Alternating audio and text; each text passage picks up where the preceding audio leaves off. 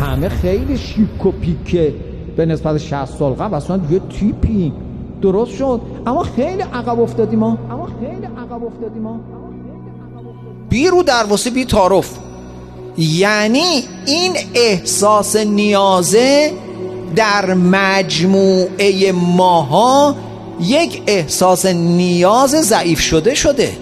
تمسکات، توسلات به جاهایی که اون جاها پاسخگویی بیشتر شده از زمان قدیم خدا میدونه.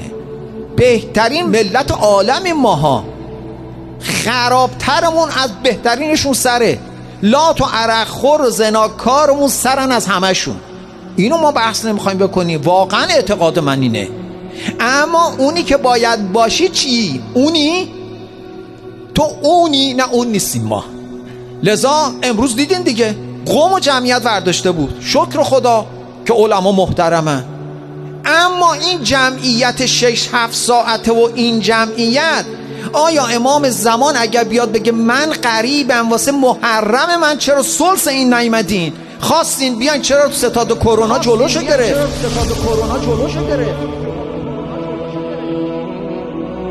چه جوابی من دارم بدم؟ که تو شجریان جمعیت اینجوری موج میزنه تو تهران واسه تشییع جنازش. اون که حالا اون بود، عالم بزرگوار تشییع کردین سر جا، با تجر با اونی لم تجر. چرا واسه عزیز زهرا، چرا واسه 40 اینجوری نبود؟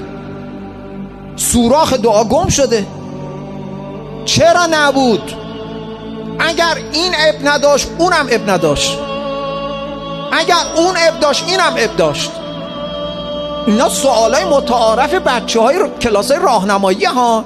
من آخوند میان میپرسم که آقا مرده های شما با مرده های ما فرق داره؟ مونده اصلا چی من بگم به این بچه 12 ساله؟ مرده هاتون با مرده های ما فرق داره؟ مرده های ما فقط کرونا میگیرن تو تشییع؟ دارم گله امام زمانم میکنم واسه حسین فاطمه نباید بری 40، اما واسه بقیه باید بریم. کجا داریم دست میذاریم؟ سیاسی میاسی نمیخوام حرف بزنم دارم میگم قریب این دور زمونه وجود مبارک امام زمان علیه السلامه، قریب علل اطلاقه. قطعا قربت امام زمان از قربت سید الشهدا کمتر نیست. ایشون امروز رو میبینه چی میگه؟ یعنی دختر من به اندازه عالم شما قیمت نداشت؟ من نمیفهمم، خدا میدونه. یکی بیاد به من احمق بفهمونه. نمیتونم من بفهمم. آخه چرا؟ کربلا 15 میلیون و نیم، امسال 40 بود. بعد از 40 2-3 تا بیمارستان دیگه شب صفر شد کروناییش. بابا نمیخوام عوامونه صحبت کنم، نمیخوام بگم دستکش نپوش ماسک نزن، اما میخوام بگم به پیغمبر آیت الکرسی به اندازه ماسک میارزه. اینو میخوام بگم. اشتباه دارم میگم؟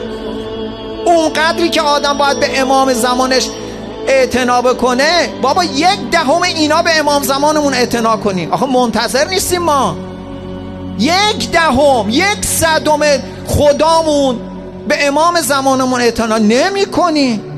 شعار نمیدم من دارم خود من نمیفهمم بزرگداشت حضرت زهرا، بزرگداشت عزیز زهرا در عاشورا و تاسوعا. این بزرگداشت هزینه کرونایی داره، اما بقیه تشییع جنازه ها نداره. اون تشییع جنازه سلمان باشه، تشییع جنازه ابراهیم خلیل باشه. نمیشه این. لذا عزیزان اینا دور میکنه ماها رو، اینا ما رو از مسیر دور میکنه. امام زمان نظرش رو بر میگردونه، میگه چی کار دارین میکنین شماها؟ یه سرش کنین، یه کاسش کنین. مردم صداقت و صافیم از من توقع دارن. من نمیتونم پاسخ یه بچه 10 ساله رو بدم وقتی میاد به من میگه مرده من با مرده تو چه فرق داره. چی من به این بگم؟ چی من به این بگم خلاف قاعده کردن؟ خودتون اصلا اعلام رسمی کردین.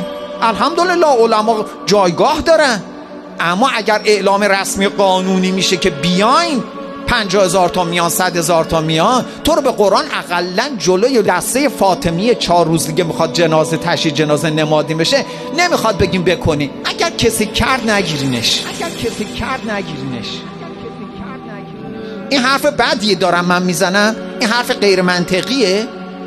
اقلا ولشون کنین، نه اینکه بگیری ببری. چون آقا این مخالف پروتکل‌های بهداشتیه. خب اگر اون هست خب اینم هست، اگر این نیست اونم نیست.